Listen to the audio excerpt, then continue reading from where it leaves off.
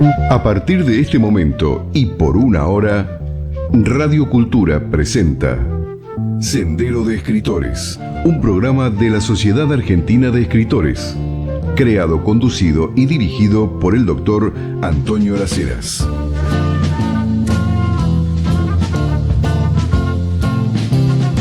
Aquí estamos, esta última hora de este 25 de junio de 2024, destemplada noche porteña, les puedo avisar. Así que ideal para estar abrigados y tiempo de pensamientos, reflexiones. Y hoy tenemos un motivo para eso. Porque ayer, 24 de junio, se cumplió un nuevo aniversario de cuando el 24 de junio de 1911 nació don Ernesto Sábato. Recordado como escritor, recordado como presidente de la CONADEP. Sábato tuvo una vida realmente de lo que Carl Gustav Jung llamaría el sendero de la individuación. Una vida que no titubeo en llamar anormal, atípica y diferente. Anormal que no significa algo patológico, al contrario. Anormal es algo que está fuera de lo normal. Y lo normal no se asocia ni con lo bueno ni con lo malo. Como conocí a Ernesto Sábato, que era licenciado en física por la Universidad de La Plata, y quizá aquí le estoy dando, querido oyente, algún dato que no conocía. Como Sábato, el novelista, el ensayista, el escritor, era físico. Ya les voy a contar algunas cosas más. Y decía Sábato, que también conocía esto que voy a decir ahora como licenciado en física, y todos los que conocemos de metodología y la investigación científica, normal es allí donde se encuentra la mayor cantidad de individuos de una muestra. Le repito despacito. Normal es allí donde se encuentra la mayor cantidad de individuos de una muestra. No tiene nada que ver con bueno ni con malo. Usted va caminando por el cementerio y lo normal es que los humanos estén convertidos en cadáveres. Pero usted está en la cancha de fútbol en medio de un partido y lo normal es que la gente esté exacerbada, gritando. Pero usted va a donde se está tomando un examen universitario, una materia específica, y resulta que hay un silencio bárbaro. Porque todos están a la expectativa, me van a llamar la mesa examinadora, qué están tomando, cada uno está atento. Entonces lo normal allí es que la gente esté callada, atenta, leyendo. ¿Quién no ha hecho las lecturas de último momento antes de dar un examen? Por eso digo, la vida de don Ernesto Sábato fue anormal, porque estuvo fuera de lo que normalmente hace la gente, la forma de vivir de la gente. Atípica, porque fíjense que estoy hablando de alguien que se recibió de físico en la Universidad de La Plata, que después fue becado para estudiar ya física avanzada en los laboratorios Curie de Francia, de París, y que estando allí, teniendo una carrera muy promisoria para quedarse en Europa o viajar a Estados Unidos, acceder a una cátedra importante. No. Sábato, mientras está trabajando allí con esa beca en los laboratorios Curie, física avanzada, empieza a frecuentar los lugares donde se reunían los surrealistas. André Breton, los surrealistas. Y empieza a darse cuenta que ese mundo es más el mundo de él, el mundo de la creación literaria, la creación artística. No hay que olvidarse que en los últimos años de su vida, Sábato se dedicó a la pintura con pincel y hasta hizo una exposición de esas obras de arte pictóricas en París. Sábato tuvo una vida realmente longeva, porque, como les digo, nació ese 24 de junio de 1911, ayer se cumplió un nuevo aniversario, y falleció en 2011, unos meses antes de cumplir 100 años de edad cronológica.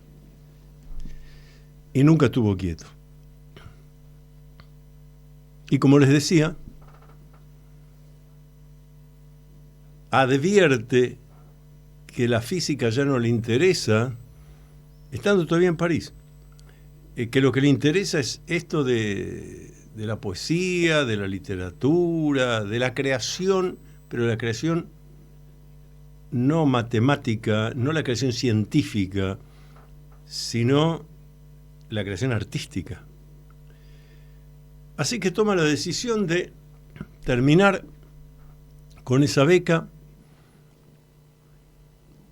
Está convencido de que se va a dedicar a hacer una obra en el campo de la literatura.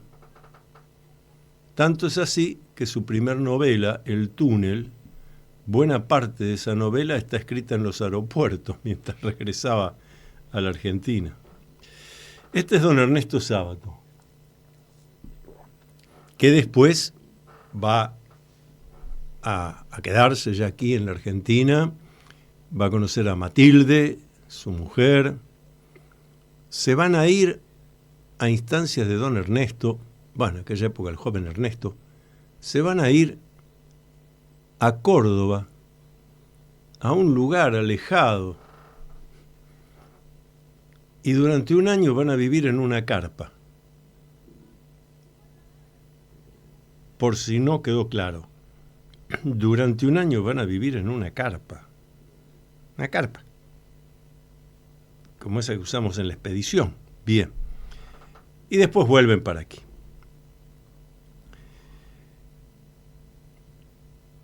En ese periodo, bajo la carpa, escribe Uno y el Universo, que son reflexiones, pero reflexiones muy interesantes, viniendo, vuelvo a insistir de esto, de alguien con una formación matemática, física, de las ciencias exactas, de las ciencias llamadas duras en aquella época, y que sin embargo con esa formación, o tal vez gracias a esa formación, se da cuenta de que en el mundo, en el universo y en la persona, en la condición humana, hay mucho más que solo reacciones físico-químicas. Eso va a ser un eco importante ya en el Ernesto Sábato, hombre octogenario, porque empieza a ocuparse, a difundir y a hacer una defensa fundamentada, no argumentativa, fundamentada porque tenía los conocimientos, de lo que hoy llamamos los temas paranormales, parapsicología, vida después de la muerte, civilizaciones nacidas en otros mundos. El Sábato se va a empezar a ocupar de eso, va a escribir, a publicar, a defender esa tesis, esa cantidad de ideas. Y es gracioso, yo no puedo decirlo de otra manera, en esta fría noche rumbo a medianoche en punto, acá en Sendero de Escritores, este programa de la Sociedad Argentina de Escritores, y estamos hablando justamente de un escritor singular como Ernesto Sábato, que trascendió las distancias y los tiempos. Y les decía, me resulta gracioso que estudiantes de ciencias duras en aquella época hasta hicieron un documental contra las tesis de Sábato. No, esto es pseudociencia, esto no es ciencia. Bueno, algunos se lo dijeron, miren, están intentando una discusión con un hombre que estuvo becado en los laboratorios Curie, que tiene una formación metodológica, científica, un físico clásico, en su graduación en la Universidad de La Plata, provincia de Buenos Aires. Es con ese que están intentando discutir ustedes, los estudiantes, no, es pseudociencia. Bueno, en esa época, lo recuerdo bien, había todo un debate en ese sentido, porque ciertas cosas que no son ciencia, entonces son pseudociencia.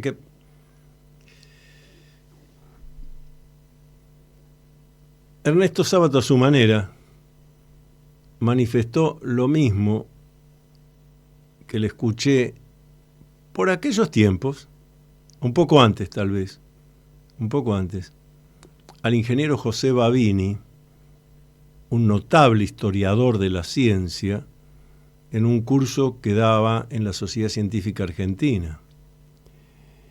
Y Babini decía dos cosas, un hombre traducido a distintos idiomas, autor de textos de historia de la ciencia importantísimos.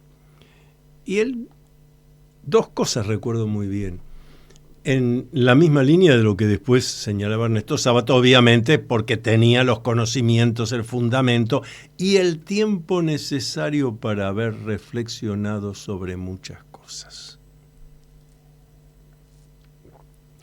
Babini decía, lo que yo les voy a enseñar, que es la historia de la ciencia se sintetiza de una manera muy simple.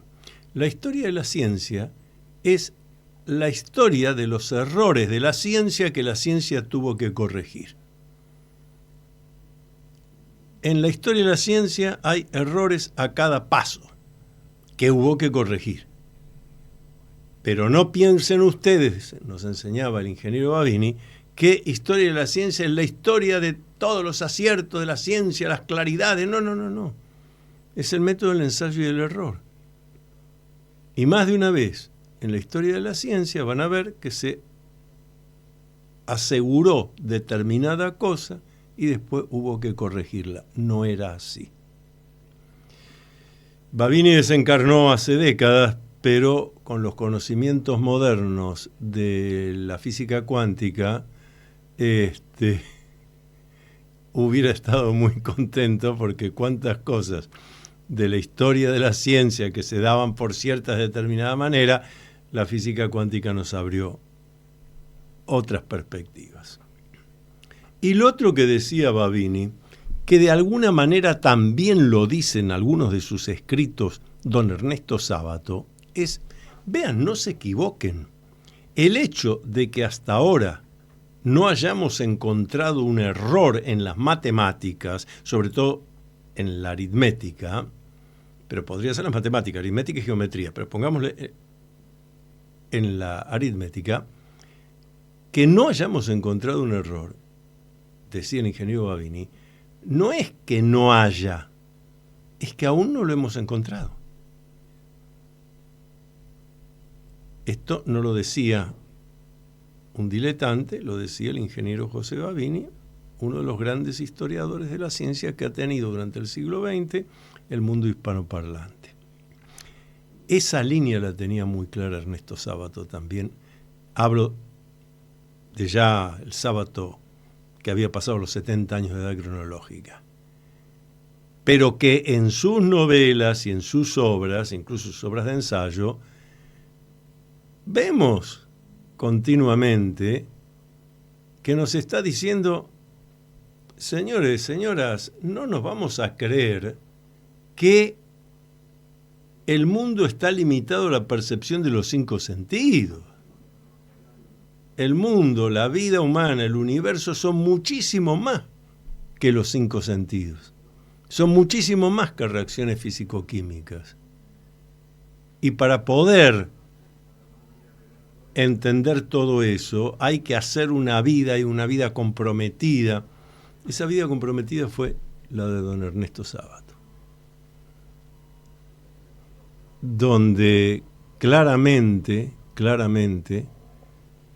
se ocupó de llevar adelante eso que la intuición, eso que los filósofos griegos llamaban los daimon, las voces interiores, aprovecho para decir, aviesamente mal traducido durante la Edad Media, donde los daimon, las voces interiores que nos alertan sobre lo que nos conviene hacer y lo que no nos conviene hacer para que podamos tener una vida en plenitud, en la Edad Media la palabra daimon se transforma en demonio y pasan a ser unas voces perniciosas que nos quieren llevar por el camino del mal, de arruinarnos. Miren cómo se transforman las cosas. Daimon son las voces interiores.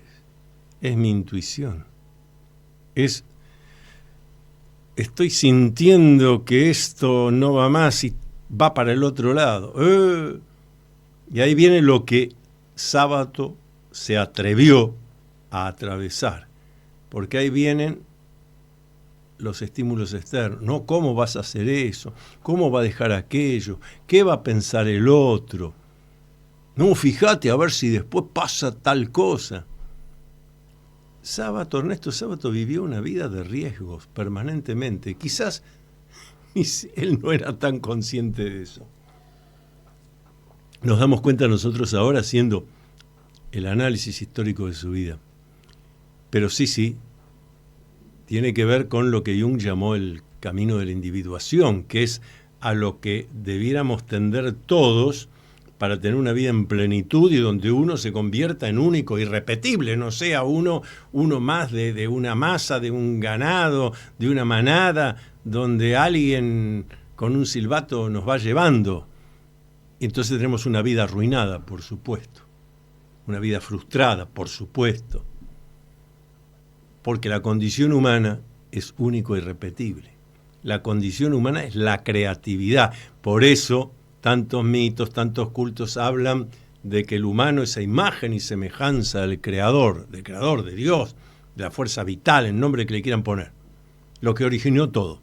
¿Qué significa imagen y semejanza? Que somos creadores, que algo que hay que hacer es no repetirse.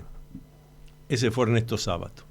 Vamos a hacer la primera pausa del programa y seguimos. Vamos a dedicar todo el programa de hoy a don Ernesto Sábato, que ayer, 24 de junio de 1911, se cumplió un nuevo aniversario de su nacimiento. ¿Usted escribe poesía, ficción, ensayo, novela, dramaturgia? Entonces tiene que pertenecer a la Sociedad Argentina de Escritores. Lo esperamos para darle toda la información de lunes a viernes de 14 a 19 horas en nuestra sede de la calle Uruguay 1371, Ciudad de Buenos Aires.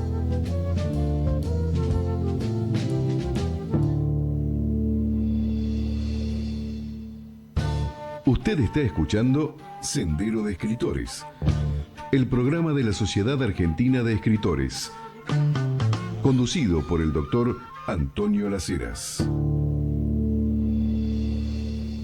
Ernesto Sábato, escritor, artista plástico, dicen algunos, pintor, físico.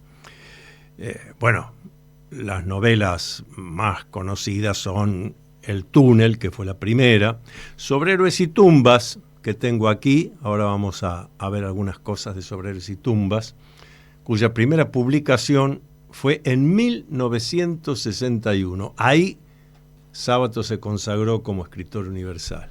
Sábato nació en la localidad de Rojas, provincia de Buenos Aires, un 24 de junio de 1911. Y desencarnó, falleció el 30 de abril de 2011, por eso les dije faltaba poco para que cumpliera 100 años de edad cronológica, en esa tradicional casona de Santos Lugares, Gran Buenos Aires, donde vivió todas las últimas décadas. Dicho sea de paso, estén atentos, yo ya lo he hecho acá con el equipo de producción, la verdad que quedamos muy contentos, es recomendable, por eso lo voy a recomendar. Estén atentos en las redes sociales, está la información para unas visitas guiadas que se hacen en la casa que fuera de Ernesto Sábato, allí en Santos Lugares, provincia de Buenos Aires, cerca de la iglesia de Lourdes en Santos Lugares, famosa iglesia de Lourdes. Unas visitas guiadas que están a cargo de los nietos, que lo explican muy bien. La casa museo de Ernesto Sábato está tal como quedó el día que él dejó este plano. Van a poder ver la máquina de escribir que usaba, los pinceles, el lugar donde en los últimos años, que tenía dificultades con la vista para escribir, se dedicó a las artes plásticas, a pintar. Ciertas estatuas que hay ahí, de las que no les voy a hablar, para que se enteren bien cuando hagan estas visitas guiadas a la casa de Ernesto Sábato. Muy, muy, muy revelador, emociona. Yo tuve la oportunidad de dialogar varias veces con Ernesto Sábato, y como le contaba a uno de sus nietos cuando fui a hacer la visita guiada, digo, y además tuve la oportunidad de que se enojara conmigo. Eso sí. Durante las últimas décadas de su vida, si algo caracterizó a don Ernesto fue que se enojaba. Tanto es así que cuento esta anécdota porque lo pinta la situación para los que no la vivieron o la conocieron. Julio Ramos había fundado y dirigía el diario Ámbito Financiero, que salía de lunes a viernes. Y resulta que un programa de los domingos a la noche, muy escuchado, que conducía el periodista, abogado y profesor universitario, el doctor Mariano Grondona, había anunciado durante la semana que ese domingo el invitado al programa de Mariano Grondona era Ernesto Sábato. La edición del viernes anterior a ese domingo, la última edición, porque como les dije, sábado y domingo no salía Ámbito Financiero, era solo de lunes a viernes. La edición del viernes de Ámbito Financiero, primera página, arriba a la izquierda, ahí en la oreja, titulaba: "Este domingo, Sábato se enoja por televisión". Era toda una declaración de principios, es lo que estábamos ya convencidos. Nunca, por lo menos quien les habla y otros que trataron con don Ernesto, nunca podremos confirmar si este era un personaje que el propio Ernesto Sábato había creado, un hombre que se enojaba, y que todo le parecía así entre dramático y trágico, o si realmente era algo natural. Quizás no lo sepamos nunca, pero era un distintivo.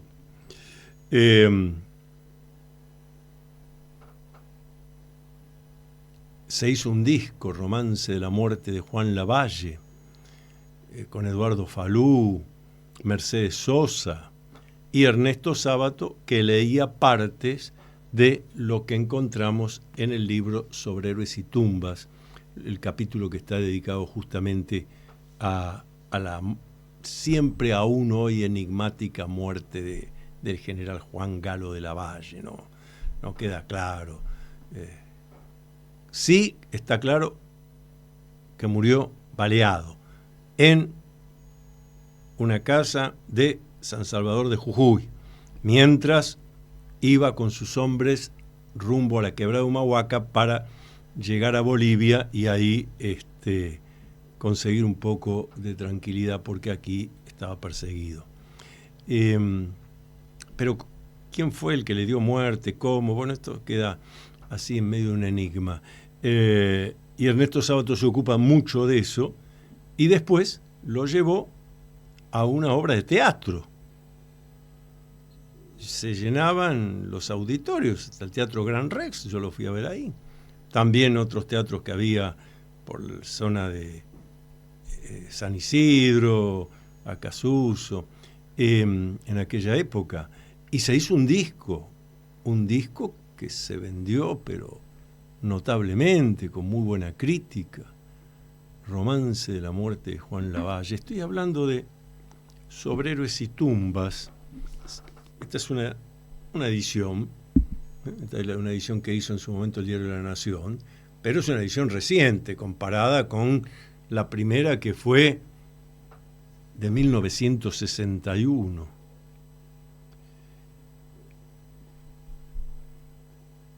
Sábato dijo él mismo que esta novela, lo que buscaba, esta novela que muchos críticos dicen es la que lo transformó en escritor universal, Sobreros y tumbas está traducida pero 40 idiomas. Sábato definió así: en estas páginas Sábato indagó, y ahí textual lo que dijo Sábato, las verdades últimas que hay en el subsuelo del hombre, en el subsuelo de la persona humana. Pero entendiendo subsuelo, fíjense que esto es muy importante, entendiendo subsuelo no como donde está lo secundario, lo que se descarta, lo que no importa, no, entendiendo como subsuelo el lugar donde están las raíces, que da lugar a que después cada uno de nosotros desarrolle la persona que desarrolla, o la persona que no alcanza a desarrollar porque no se atreve, porque se frustra. En otra de mis conversaciones con Ernesto Sábato, justamente le dije en aquel momento que para mí Sobre Héroes y Tumbas se podía leer perfectamente desde las descripciones de los arquetipos que da Carl Gustav Jung cuando se refiere a lo inconsciente colectivo. Carl Gustav Jung, aquel discípulo y luego disidente del creador del psicoanálisis y de la psicología de lo inconsciente, que fue Sigmund Freud. Carl Gustav Jung amplificó esos conocimientos y saberes freudianos y nos legó no solamente una estructura de la psique, sino que fue mucho más lejos. Fue a los lugares donde después también indagó Ernesto Sábato. La intuición, lo parapsicológico, lo esotérico, la espiritualidad y hasta, en el caso de Carl Gustav Jung, el fenómeno ovni. El psiquiatra más prestigioso de toda Europa en los años 50 era Carl Gustav Jung. Y 3 años antes de morir, en 1958, escribe su último libro, que precisamente es sobre las cosas que se ven en el cielo. El psiquiatra más prestigioso de toda Europa, el amplificador de los conocimientos de la mente humana y sobre todo del mundo de lo inconsciente, dice, hay que ocuparse de esto. Y dice Jung, porque un asunto tan difundido no puede considerarse algo insignificante y gratuito. Acá hay algo importante para la humanidad. Y en esta línea trabaja Sábato también. Entonces, cuando en ese diálogo entre Ernesto Sábato y yo, nadie más estaba, yo le digo, esta obra se puede leer perfectamente y analizar desde los arquetipos, como los describió Carl Gustav Jung. Él me dice, mire, Las Heras, yo le tendría que mostrar la gaveta que tengo, no uso el término gaveta, otro término, armario. El armario que tengo lleno de tesis doctorales que me mandan de Estados Unidos, de Europa, sobre justamente mi libro, Sobre Héroes y tumbas, pero tesis doctorales basadas en analizar desde las propuestas de Carl Gustav Jung. Me emocioné porque pensaba que era yo que había visto esto. No, ya había muchos. Vamos a hacer una pausa más, pausa de mitad de programa, y seguimos hablando de don Ernesto Sábato, contando algunas historias, anécdotas, porque ayer, 24 de junio, se cumplió un nuevo aniversario de cuando en 1911 don Ernesto, en la localidad de Rojas, provincia de Buenos Aires, nacía. Atrévete a vivir en plenitud, el nuevo libro del doctor Antonio Las Heras. Puede adquirirse por Mercado Libre con envío a domicilio o en locales de librerías Cúspide. Usted está escuchando Sendero de Escritores. el programa de la Sociedad Argentina de Escritores, conducido por el doctor Antonio Las Heras. Estoy acá ojeando porque les quiero contar algo en especial. Para los que no conocen esta novela, que es voluminosa, es verdad, y a alguno le puede producir un poco de susto esto, si voy a leer todo esto, empiecen a meterse en Sombreros y Tumbas, van a ver, de a poquito, despacio, un rato hoy, otro mañana, si es que pueden, porque lo más probable es que quieran ir página por página. Pero está tan bien hecha, en todo sentido, que voy a leer cómo comienza. Comienza con algo que dice nota preliminar.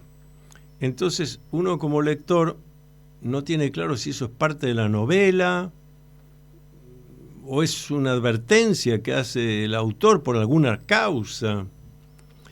Nota preliminar. Las primeras investigaciones revelaron que el antiguo mirador que servía de dormitorio a Alejandra fue cerrado con llave desde dentro por la propia Alejandra. Luego, aunque lógicamente no se puede precisar el lapso transcurrido, mató a su padre de 4 balazos con una pistola calibre 32. Finalmente echó nafta y prendió fuego.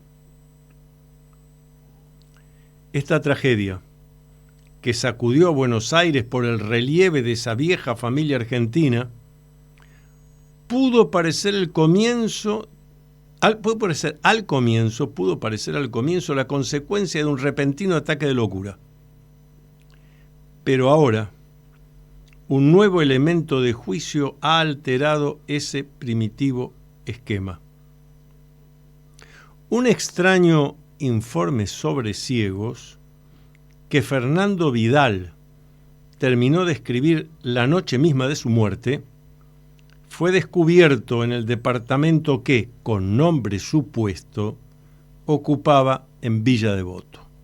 En el barrio de Villa Devoto, para los que no conocen, es claro, uno de los barrios más, diría, coquetos de la ciudad de Buenos Aires, rumbo a la General Paz, hacia donde da ya la provincia de Buenos Aires. Sigo con el relato. Es, de acuerdo con nuestras referencias, el manuscrito de un paranoico, pero no obstante, se dice que de él es posible inferir ciertas interpretaciones que echan luz sobre el crimen y hacen ceder la hipótesis del acto de locura ante una hipótesis más tenebrosa. Si esa inferencia es correcta, también se explicaría por qué Alejandra no se suicidó con una de las 2 balas que restaban en la pistola, optando por quemarse viva. Ahí prácticamente termina la noticia preliminar, pero el tema es que en realidad no termina porque hay un entrecorchetes abajo que dice: fragmento de una crónica policial publicada el 28 de junio de 1955 por La Razón de Buenos Aires. La Razón de Buenos Aires era un diario muy, muy leído que salía a la tarde, el diario La Razón. El diario La Razón tenía quinta y sexta. Fíjense de qué época estamos hablando, por eso dice 1955. Quinta y sexta significa que a eso de las 4 de la tarde los kiosqueros ya tenían repartido acá en la ciudad la quinta de La Razón. Eran las noticias hasta esa hora. Y después llegaba la sexta, más o menos entre las 6, 7 de la tarde, que era la misma edición de la quinta, pero con la actualidad, el último momento. Claro, no había redes sociales, apenas si había radio, incipiente televisión, que solo tenían muy pocos el televisor. El diario era un elemento fundamental. El diario de la mañana y el diario más leído en esa época de la tarde, que era La Razón. La Razón tenía un edificio con su imprenta y su redacción sobre Avenida de Mayo. hasta no hace mucho, estará 40 años. Menos también. Hago la pausa, me quedo mudo un poquito para decirles que yo fui uno de los que fue al edificio del Diario de la Razón, al archivo, y entonces le digo al archivista que me atiende, yo vengo a buscar para leer, para ver un ejemplar de La Razón del 28 de junio de 1955. Y el señor del archivo me sonríe un poco irónicamente y me dice, ¿lo necesita para ver si lo que está en Sobre Héroes y Tumbas está en el diario? Dense cuenta. Esto yo lo debo haber hecho, yo les voy a decir, en 1980. Había pasado un tiempo de 1955. ¿Cómo es que el que me atiende, uno de los archivistas ahí, que me atiende, cómo es que me dice, usted quiere comprobar, corroborar si lo que está en Sobre Héroes y Tumbas está en el diario? Porque el señor estaba cansado, después me lo explicó. Dice, mire, no pasa semana sin que venga alguien a pedirme. Entonces ya les aviso. Digo, si es por eso, quédese tranquilo. No está en el diario. Eso forma parte de la novela. Fue un invento de Sábato para, al poner noticia preliminar y abajo poner que había salido en La Razón de tal fecha y demás, que el lector se predisponga a la duda de, pero entonces esto es una novela. Este hombre está contando algo que realmente ocurrió, o basado en algo que ocurrió hizo la novela. La única manera de ir al diario, al archivo, puedo, pero me llamó la atención eso, que es lo que les quiero transmitir. El hecho de que la gente del archivo del Diario de la Razón ya tuviera memorizada la fecha y que cuando uno iba a pedirle el diario de esa fecha, vea, no, eso es parte de la novela. Y la novela realmente es una novela que se puede, y entiendo que ahí está el atractivo que ha hecho que en distintos idiomas igual haya tenido muy buena repercusión, mucha venta, y muy buena crítica, porque trabaja sobre esto que Jung llamó lo arquetípico. Porque de lo contrario, una novela que comienza en Parque Lezama, que es una cosa bien porteña, algo ajeno hasta para un cordobés, un mendocino. No hablemos de lo ajeno que puede ser para un neoyorquino o para un francés o para un dinamarqués o un alemán. Sin embargo, la historia de Juan Lavalle, del general Juan Galo de Lavalle, es una cosa muy nuestra que puede entender otros países latinoamericanos, pero si no, era muy ajena. ¿Cómo es que atrajo tanto? El capítulo del informe sobre ciegos, allí donde se habla de la iglesia redonda del barrio de Belgrano, cosas muy locales parecía ser. Entonces, ¿cómo estas cosas locales, sin embargo, traducidas a otros idiomas o llevadas a otros países, atrajo, llamó la atención, se hizo interesante? Esto que me decía Ernesto Sábato, gente que para hacer su doctorado en psicología utilizaba en Estados Unidos, en Europa, Sobre Héroes y Tumbas, para hacer el análisis desde las propuestas de Carl Gustav Jung, lo arquetípico, porque realmente trabaja con estructuras arquetípicas. Me corrijo, con encarnaduras arquetípicas. No está en potencia, no es potencial, que sería la estructura arquetípica. No. Está hablando de la encarnación del arquetipo. Y casi que está anunciado hasta en el título del capítulo 1, o la primera parte del libro. El dragón y la princesa se llama. el dragón y la princesa son dos elementos, dragón y princesa, típicamente del mundo de las encarnaduras de los arquetipos.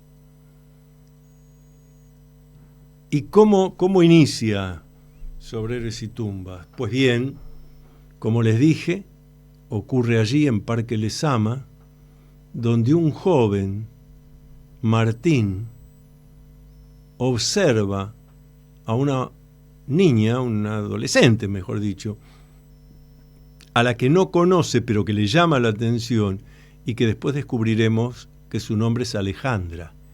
Es esa Alejandra que figura en la nota preliminar. Les leo apenas el comienzo, porque además ahí se observa la forma de escribir de Ernesto Sábato. Una gran maestría. Esta primera parte, El dragón y la princesa. Un sábado de mayo de 1953, 2 años antes de los acontecimientos de Barracas, un muchacho alto y encorvado caminaba por uno de los senderos del Parque Lezama. Se sentó en un banco, cerca de la estatua de Ceres, y permaneció sin hacer nada, abandonados sus pensamientos. Como un bote a la deriva, en un gran lago aparentemente tranquilo pero agitado por corrientes profundas, pensó Bruno, cuando después de la muerte de Alejandra, Martín le contó, confusa y fragmentariamente, algunos de los episodios vinculados a aquella relación. Y no solo lo pensaba, sino que lo comprendía, y de qué manera, ya que aquel Martín de 17 años le recordaba a su propio antepasado, el remoto Bruno, que a veces vislumbraba a través de un territorio neblinoso de 30 años, territorio enriquecido y devastado por el amor, la desilusión y la muerte.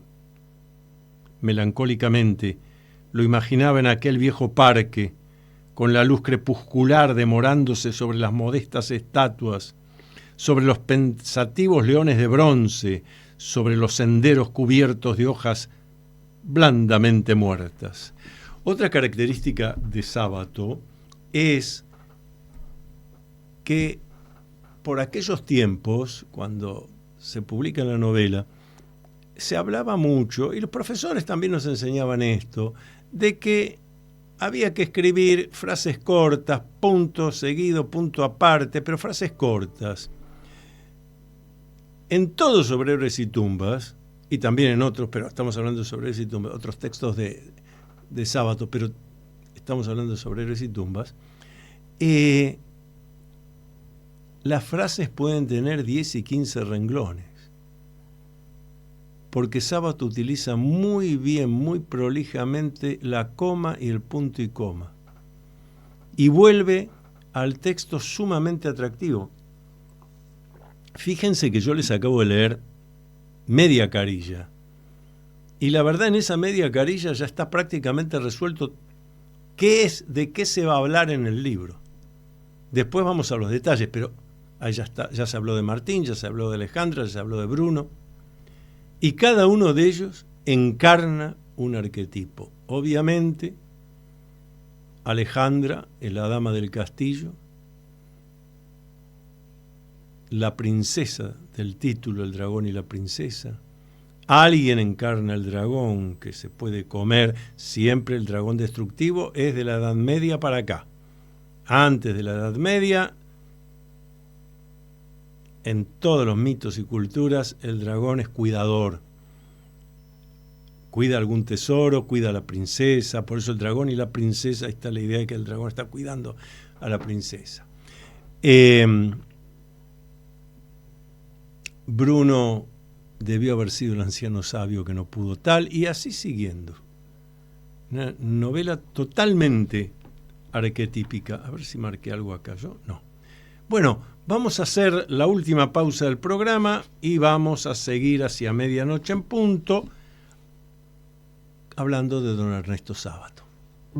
Los miembros de la Sociedad Argentina de Escritores tienen libre acceso a la Feria Internacional del Libro de Buenos Aires, tener a la venta sus libros en el stand de nuestra entidad y espacio para dialogar con los lectores. Otro de los tantos beneficios de ser miembro de la Sociedad Argentina de Escritores. Usted está escuchando Sendero de Escritores, el programa de la Sociedad Argentina de Escritores, conducido por el doctor Antonio Las Heras. Tengo aquí otro texto mucho menos conocido porque es un pequeño libro de ensayos, pero para mí de gran valía. Ahora les voy a decir por qué. Se publicó en 1974. 3 aproximaciones a la literatura de nuestro tiempo por Ernesto Sábato. Este es el Sábato ensayista. Pero fíjense lo siguiente. Acabo de decir 1974 que se publicó.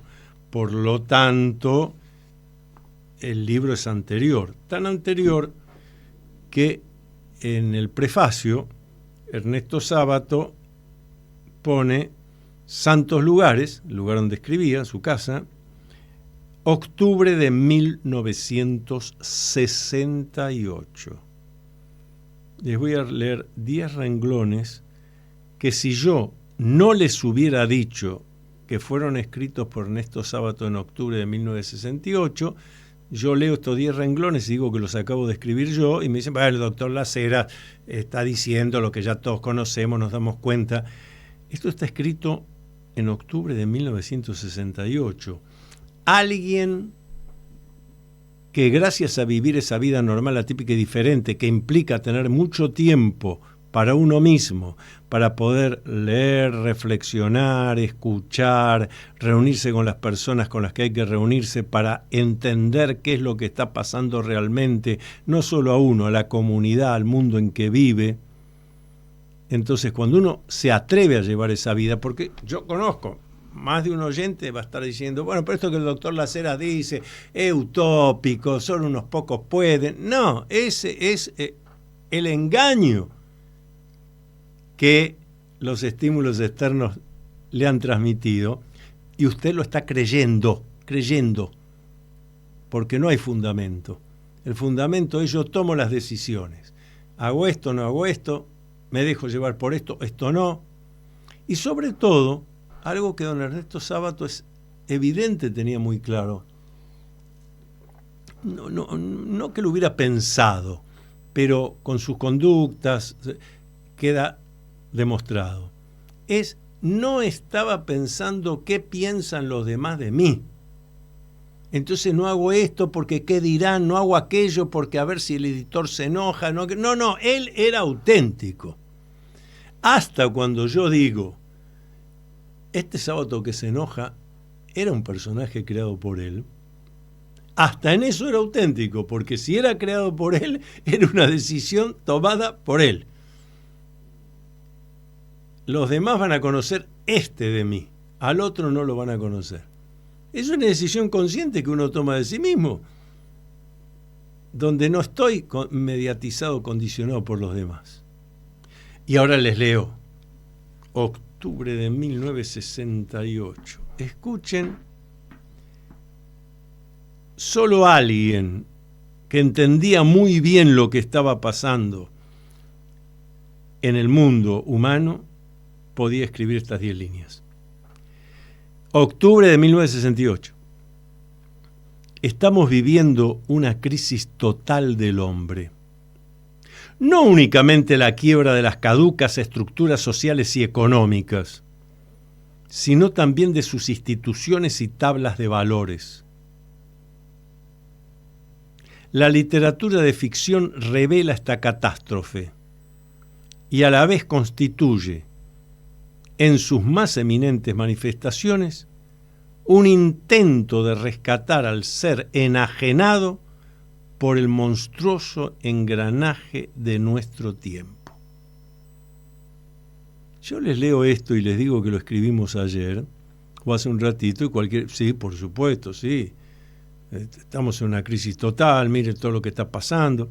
No, esto está escrito en octubre de 1968 por alguien que realmente pudo atreverse a pensar, a estudiar, a razonar y reflexionar sobre lo que estaba pasando, especialmente en Occidente y en el Oriente occidentalizado. Esto es 3 aproximaciones a la literatura de nuestro tiempo de Ernesto Sábato, donde las 3 aproximaciones son a 3 escritores, Robert Grillet, Borges y Jean-Paul Sartre.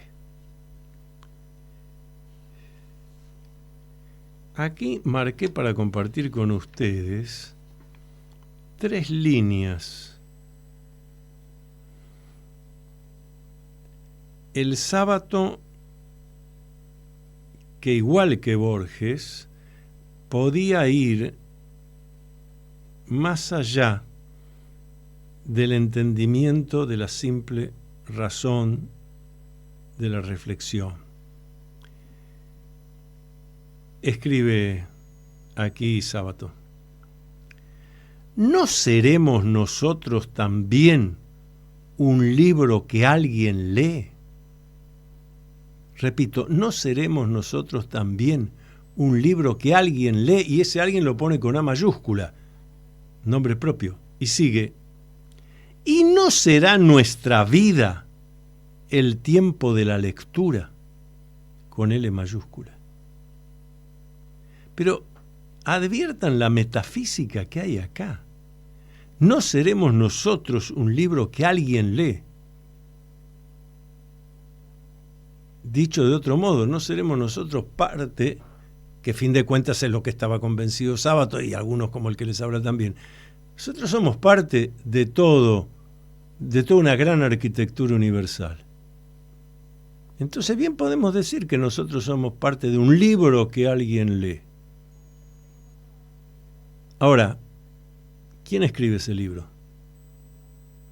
Y esa es la parte humana que me hace protagonista, creador. El libro que alguien lee de mí, lo escribo yo. Aunque lo normal, lo usual, sea que me lo escriban otros. Y entonces yo me queje y diga que qué barbaridad, qué mal que están las cosas. No me comprenden y no me quieren. No, me tengo que hacer dueño de mi propia vida. Y acá el ensayo sobre Sartre, muy, muy profundo porque entra en los filósofos griegos, etcétera, muy interesante. Comienza así: en abril de 1964, Sartre renegó de su obra de ficción, llegando a decir que en un reportaje que una novela como La náusea no tiene sentido cuando en alguna parte del mundo hay un niño que muere de hambre. Y aunque admitió que sigue pensando que los hombres son animales siniestros, sostuvo que sus males metafísicos deben ser relegados a un segundo término, como también el lujo y una traición. Como un lujo y una traición. Bueno, es interesante, leo esto porque, como todos conocemos, mucho después Sartre dijo otra cosa. Y dijo que él quería ser recordado como escritor, porque como filósofo eso tenía limitaciones, pero como escritor de ficción, su literatura podía ser de interés ad eternum. Esto es bueno también. Estas enseñanzas de la vida de Ernesto Sábato, como esto que Sábato nos recuerda de Sartre y que yo digo, pero después Sartre dijo otra cosa, es bueno porque eso también hace a la verdadera condición humana, a hacer ese sendero de individuación del que propone Jung para que cada uno sea único e irrepetible, pero hay que atreverse entre otras cosas a esto, a decir, sí señores, yo en tal momento dije tal cosa, ahora lo analizo y veo que es esta otra. ¿Cuál es el problema? La única ambición que un ser humano no debe tener es la de infalible. los humanos somos falibles y eso es bueno, porque hace que podamos tender hacia la perfección sin la posibilidad de llegar a la perfección. Finalmente tengo acá, del Centro de Estudios Latinoamericanos, esto fue un regalo de la doctora Graciela Maturo, miembro honorario de la Sociedad Argentina de Escritores, Ernesto Sábato en la crisis de la modernidad. Acá hay varios autores, está María Rosa Lojo, que ya nos acompañó acá en este programa también, un texto de hace tiempo, 1985, Ernesto Sábato en la crisis de la modernidad. ¿Qué queremos explicar con esto? Cómo gracias a la obra de un autor uno puede indagar en la obra de ese autor, ficciones, estamos hablando en este caso novelas, y a partir de ahí conocer cosas de esa cultura. Aquí hay, fíjense, en uno de los estudios copian 3 líneas de lo que dice Ernesto Sábato. Y quien hace el estudio dice: lo ya apuntado acerca de la comunicación fructífera certifica que Sábato no cae en la desesperación y en el suicidio de vivir para sí mismo, que es una forma de morir. Supera así la angustia sin horizontes.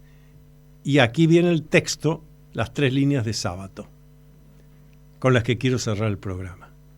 Dice Sábato: y siendo la esperanza más poderosa que la angustia, ya que siempre triunfa sobre ella, porque si no, no todos nos suicidaríamos, ¿no será que ese sentido oculto es más verdadero, por decirlo así, que la famosa nada? Y sentido oculto está escrito cada letra, primera letra con mayúscula. Sentido oculto habla de una trascendencia que va más allá de las reacciones físico-químicas. Les dejo estas inquietudes. Hemos querido dedicar hoy este homenaje a don Ernesto Sábato. Nosotros volvemos martes que viene, 23 horas acá por Radio Cultura. Una vez más le vamos a agradecer a Nico Ciancaglini todo lo que hace para que tengamos un buen video, un buen sonido. Yo que no le aviso en qué momento voy a hacer la pausa, pero él está atento. Así que gracias, Nico. Volvemos semana que viene. Luminoso abrazo a todos y cada uno. Hasta aquí usted escuchó Sendero de Escritores, programa de la Sociedad Argentina de Escritores. Creado, conducido y dirigido por el doctor Antonio Las Heras.